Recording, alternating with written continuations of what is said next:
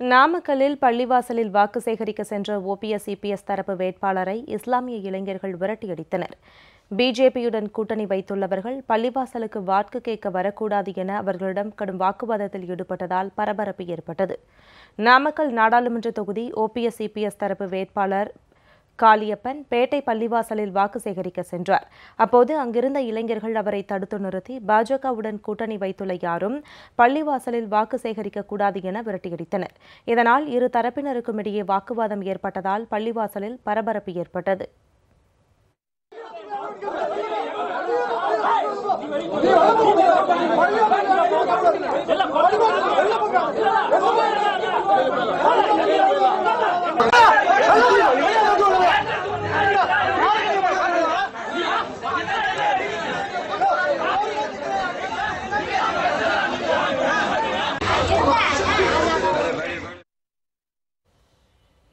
இஸ்லாமியர்களிடையே வாக்கு சேகரிக்க சென்று எடப்பாடி தரப்பு வேட்பாளர் விரட்டியடிக்கப்பட்ட சம்பவம் தொண்டர்கள் மற்றும் கூட்டணி கட்சியினர் மத்தியில் அதிர்ச்சியை ஏற்படுத்தியது.